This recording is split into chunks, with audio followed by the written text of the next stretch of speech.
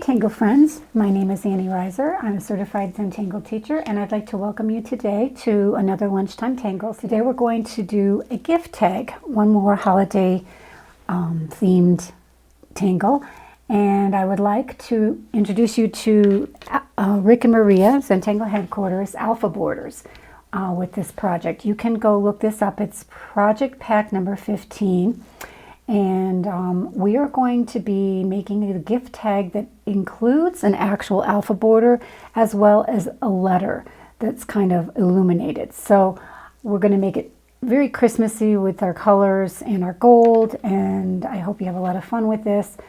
And I'm working today on a very small tile that I cut out myself. It's just a small circle. I believe, let me see, I think it's 2.5 inches.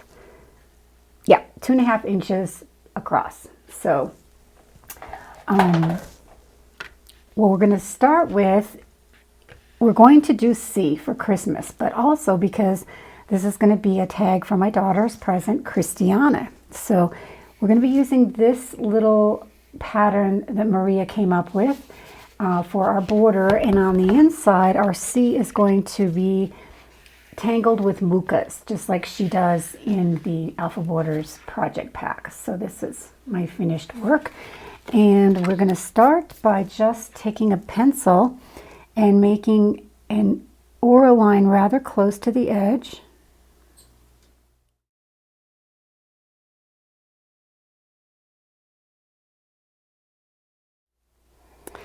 And then we're going to aura again a little ways in, maybe about 1/4 of an inch, 1/2 of an inch. That's more like 1/4 of an inch, I think. We want to save plenty of room in the middle for our illuminated letter. And this is going to be the string basically to show us where our border is going to go.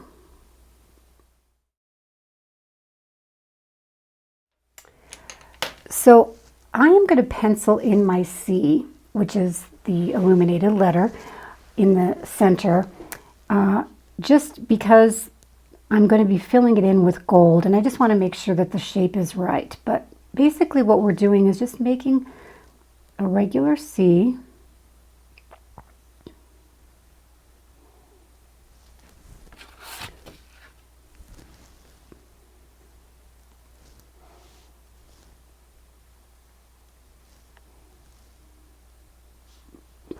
And then I'm going to make sure that that's thicker. We want to give it plenty of, want it to be the statement, basically. We get to be thinner up here. I like that whole concept of thick and thin.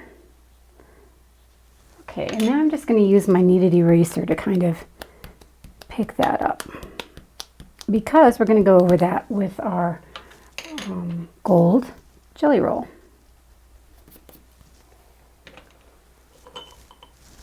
And I am going to outline it first in Micron pen 01 black.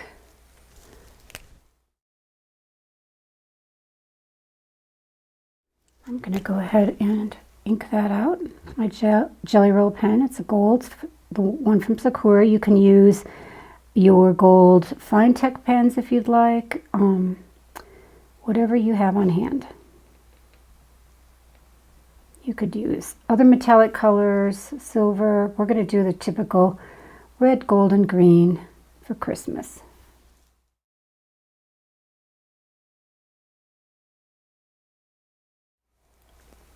So before I go ahead and do my border, I want to make sure that this is nice and dry. And I'm going to go ahead and just pencil in my C border so that I know that I get my spacing pretty right. In my border, I'm going to be looking at this as a a guideline.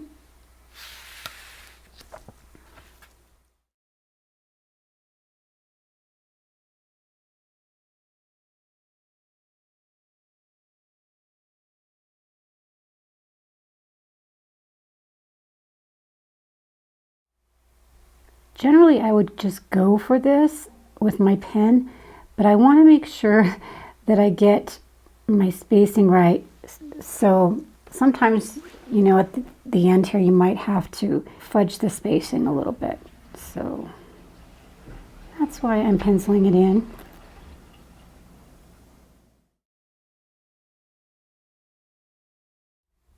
And the rest we'll just pen in as we go. And I'm going to take my O1 back again, and I'm going to, actually, I'm going to take my red pen, Sakura O1 or O3, whatever I have here. Looks like I have an O3. And I'm going to immediately make my C's around the edge red. And since I penciled them in, and I don't really want to see the pencil marks come through, I'm just taking my kneaded eraser and lifting that a little bit. And then we can always go back after we've inked everything out and erase any of the pencil marks. So here we go. See?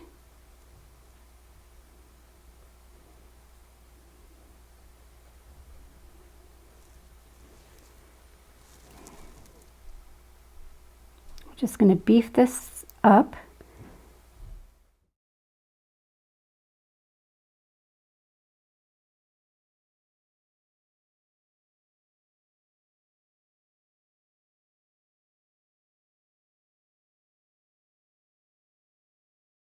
So that's a good start. There's our C's, and then I'm going to take my jelly roll again, and I'm going to make that little side pillar in gold.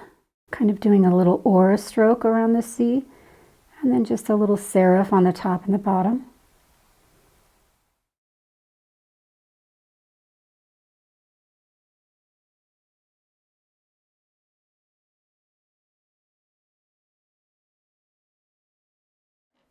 And now we're going to take our green O5 and we're going to make a little decorative set of almost like fescues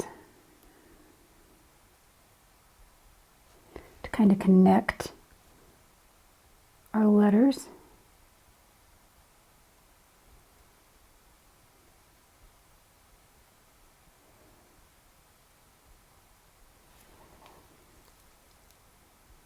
So we want to go right inside that belly of the C.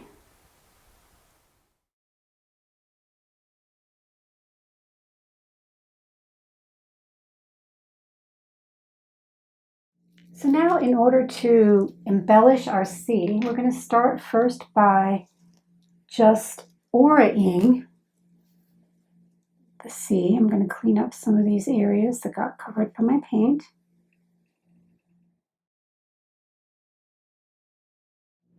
Okay, now we're going to just give one solid aura all the way around.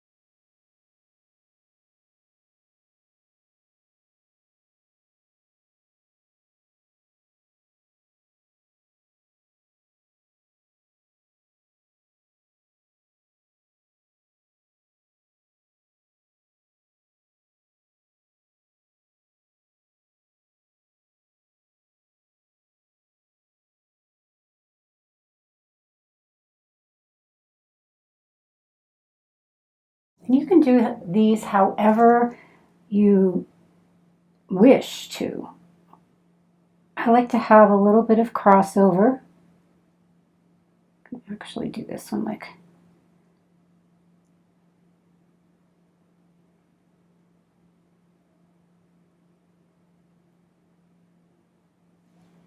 got progressively smaller in there. And now, as what Maria likes to do, she likes to fill these spaces in sort of like as if they were leaves. So I'm just going to bow some lines, and the shading will make that really pretty. Oh, let's do one.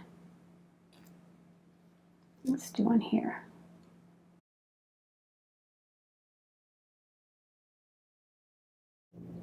Just cleaning up my line there.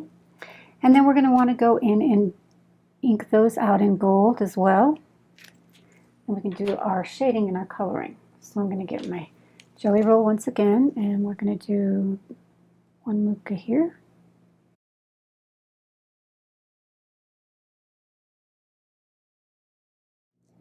Looking pretty. Now it's going to get even prettier because we're going to add some real dimension and beauty by shading.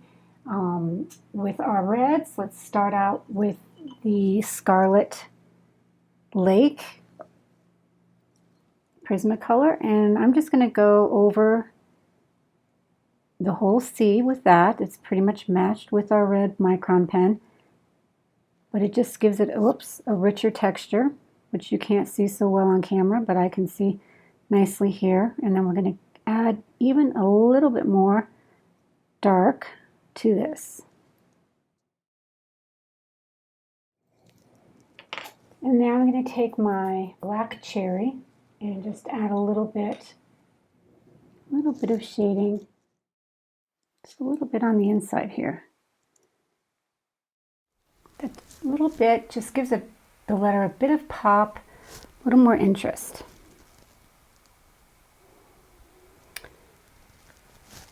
And then on the inside, we're going to take our emerald green and color our leaf shapes here. And then I'm going to color in also this negative space in here. And now I'm taking my Luminance dark sap, and I'm just going to get in here and get some nice darks around the mukas and in the corners of these leaf shapes. And I'm going to go back to my emerald green and kind of burnish that out. That's blending that darker green in. You can use a colorless blender, a solvent if you want, but like I said in multiple times, the different ways of burnishing in one is to use a lighter color on top of the dark, and that's what we're doing here. The point is we want to have a smooth transition. I might even add a little bit of the sap to these perfs or fescues, just so they're not flat. Gives them a little bit of oomph. And to bring the color from the middle here into the just to really kind of bring this all together, I'm going to add a little bit of green on the edges.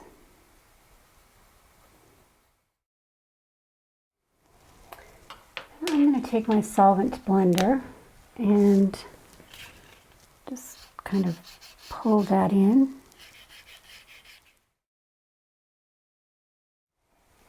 Clean my tip before I put it away.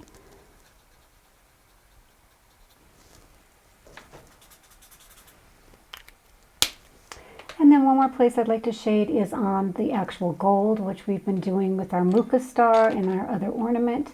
I've got my brown ochre from Faber Castell, and I'm just going to give this a little bit of sculpting, a little bit of dimension.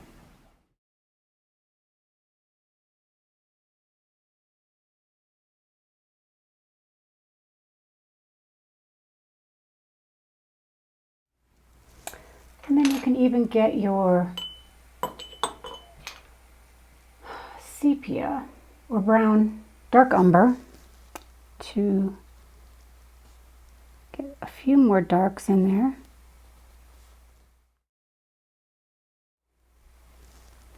And then one thing I forgot to do, as I'm looking at this going, why does this look so bare? It's because I forgot to do my final overall aura.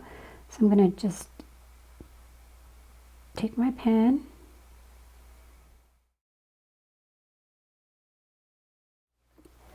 and on this I like to give it a little bit of character by weighting some of the corners.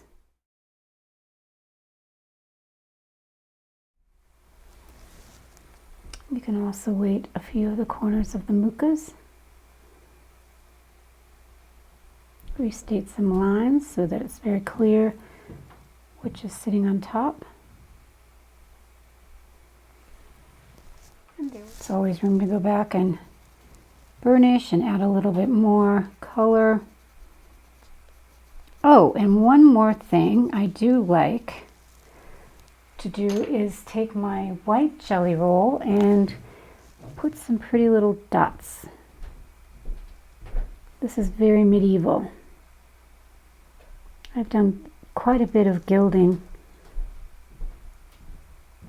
with illuminated letters, which is really a fun thing to do. And I'm going to let those dry a little bit, and then we're going to shade around them as well, so they kind of pop off the so they sit up almost like little pearls here. And I'm going to take my very thin dark umber to do that. And just go to one side.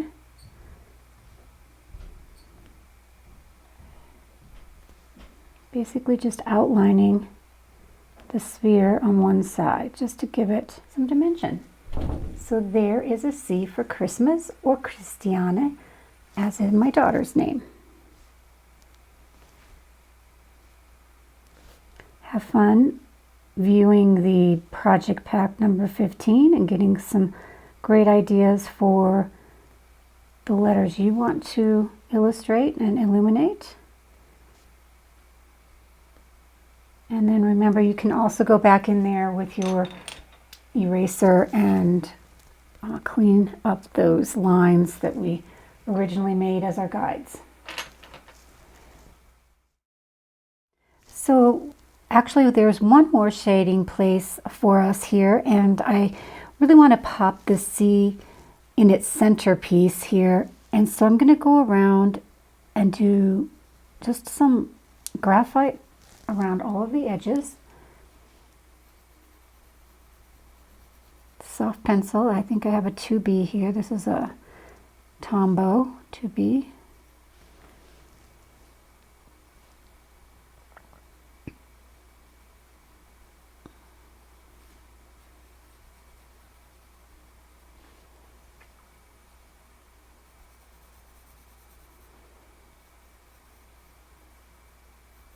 The shading going all the way around the edges, I think, is what we call in the Zentangle world pillow shading. And then I'm going to take my tortillion and just blend that out into the light. Oh, and just this gives it a little bit more of kind of an antique-y look.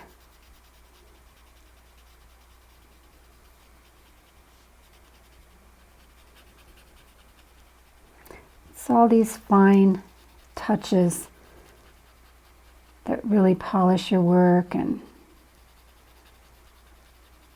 make them into art forms. See how that's kind of embedded into that circle area. You could also shade around here, but I think this is easier and more effective because it's drawing your eye to the center, right?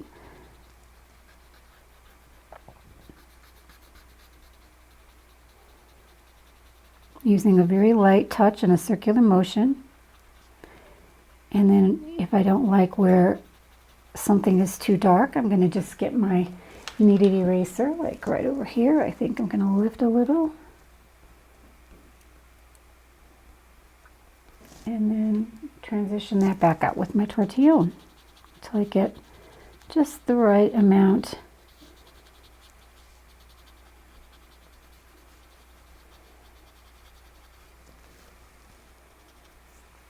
Then there's also one last really beautiful finishing touch that you can do right here. You can already sort of see that this is bowing up, but we can say that it's hitting the light right here, and you can add a sharp highlight there with your General's charcoal, or in this case I think I'm using a colored pencil. You could also use the jelly roll. And I do see that I need a little bit more sculpting over here. So just take your time in the end and enjoy these finishing touches. I'm sure the person receiving this gift will be very happy. So I went back and looked at my sample from Maria's C's, and I noticed that there was some shading at the top and the bottom. So I went ahead and did just the top. I don't think the bottom needs it because we've shaded the C, but I wanted to make sure that that was kind of a closed border. And so I just took my graphite, made a line all the way around, and then blended it out with my tortillion. So that's just one more thing. I mean, I could go on and add more fescues and frills, but I think that this is enough now. So have fun with this. Thanks for joining me. Bye-bye. That's it for today's Tangle. Thanks for joining me. If you like these lunchtime tutorials, please give them a thumbs up and subscribe to my YouTube channel. I also invite you to check out my website for classes that I have scheduled or to purchase my Tangle tags for your favorite step outs. That's bowtangle.net. I'm leaving you with some other links too. Zentangle.com, where you can learn more about the Zentangle method from its founders, Rick Roberts and Maria Thomas. You can also visit their store there for a multitude of Zentangle paper tiles, tools, books, and kits. Tanglepatterns.com is that site I talk about where you can explore hundreds of Tangle patterns, read about them, and get the step out, which is basically the deconstruction of the pattern. And finally, if you'd like to share your beautiful results with me and my student community, please join Annie's Bowtangle Alumni Facebook page. We're a private group where we inspire each other with our work and offer tips and useful information about art and Zentangle.